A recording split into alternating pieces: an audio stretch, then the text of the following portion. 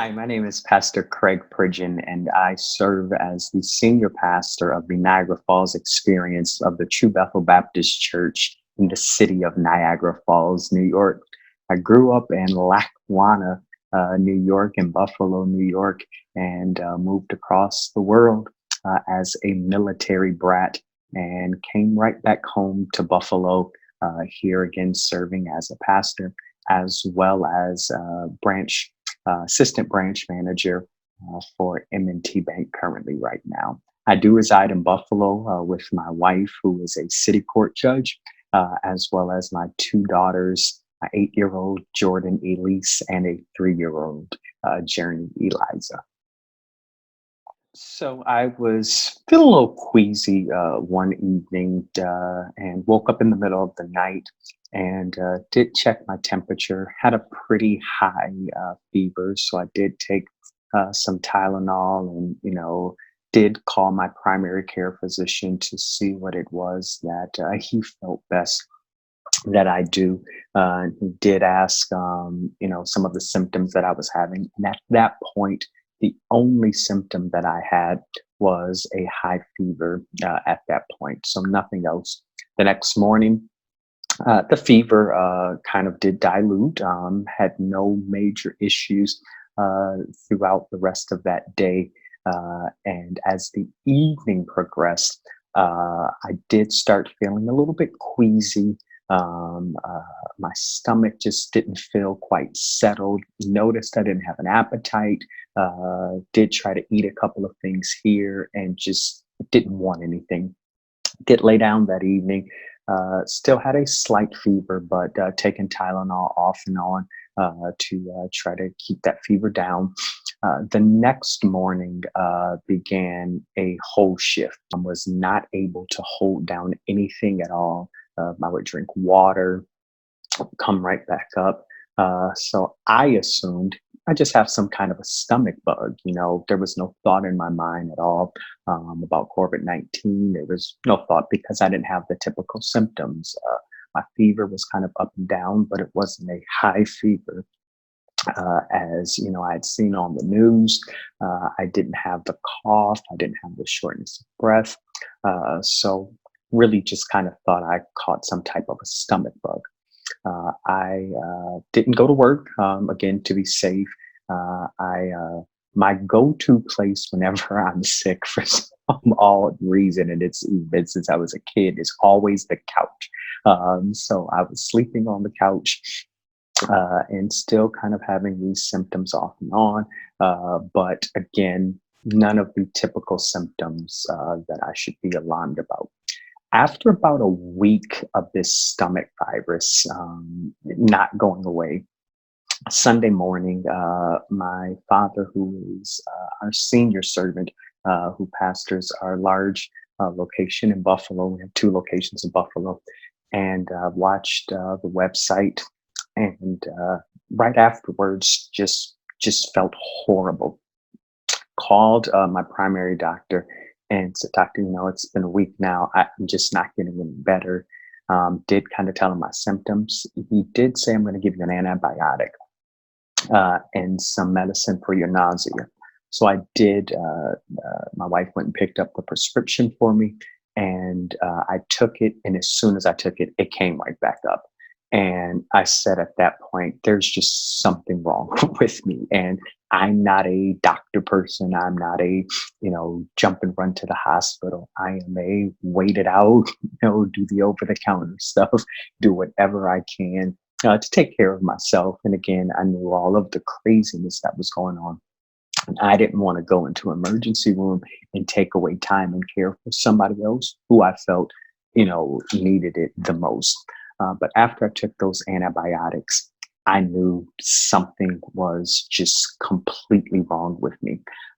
So I did call over to Niagara Medical Center and talked to a couple of different people and ended up speaking with the doctor and kind of gave some of the symptoms that I was having and what was going on.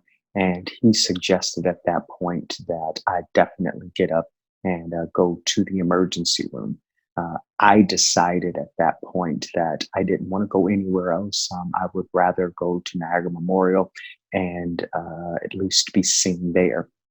Did not expect at all to stay overnight, just expected to kind of be checked out and maybe, get another antibiotic and be sent on my way. My 8-year-old Jordan, who is extremely, extremely sensitive, heard me on the phone, and I did say that I was going to go into the hospital, and her heart broke. So, of course, she's buckets of tears coming out of her eyes. And I said to her, Daddy's going to the hospital, but don't worry, Daddy's coming back home. Don't worry, Daddy's coming back home. And I did go to the ER at that point. Did go into the emergency room and was taken to the back right away. The typical procedures were done of vitals and all of those things. And the treatment that I received in the emergency room was amazing. I mean, immediately there was, tests going on, and I did receive CAT scan and blood work and, samples of this and samples of that. I knew that I was probably dehydrated for the amount of time that I went without any fluids being able to stay down. Immediately was hooked up to IV at that point and taken care of. Nurse did come back in and let me know that they found something on my lungs. And the CAT scan showed a lot of spots on my lungs that they were kind of concerned about. And at that point is when they let me know that they were going to keep me overnight. And that's when my heart sank, because I made a promise to my daughter that I was coming back home.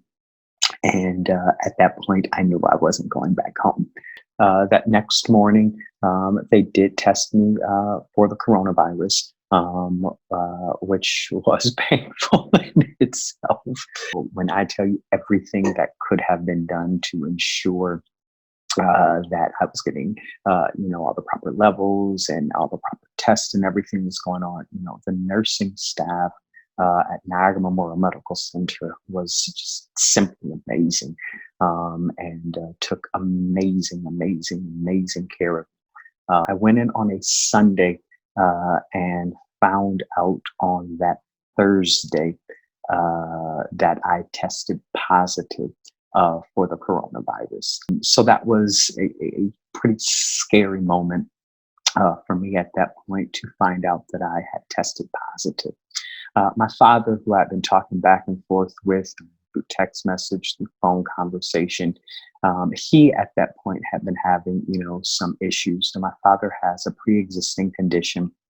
He's had 2 major lung surgeries over his life. And so we were always concerned about him, especially with this, respiratory issues is not something that he can handle well with those lung issues. But at that point, he hadn't had the need to get tested as well. So when I told him that I did test positive for it, we were together during that time.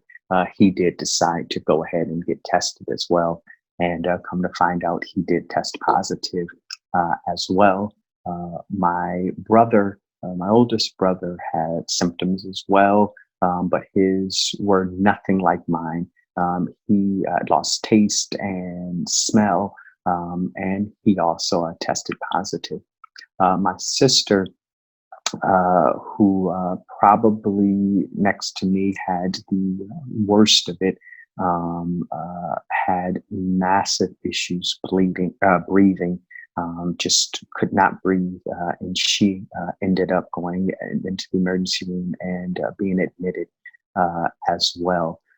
So while I'm there in the hospital, my sister is suffering, my brother has issues, my dad is suffering, I'm laying in the hospital room by myself.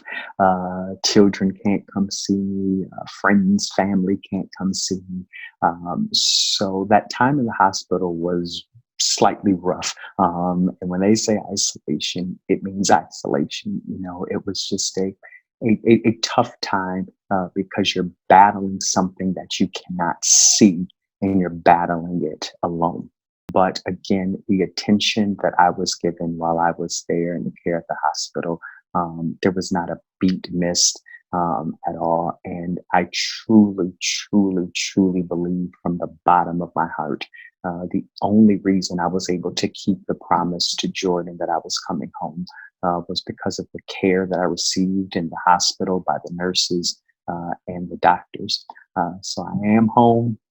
I am recuperating. I finally was released by the health department to go back into society, but again, with precaution. But I am doing well. Obviously, still have some slight breathing issues when I talk for long periods of time. It does take a second for me to catch my breath, but I am doing so much better, and I truly believe it was because of the care and the attention that I received while I was in the care of Niagara Memorial Medical Center.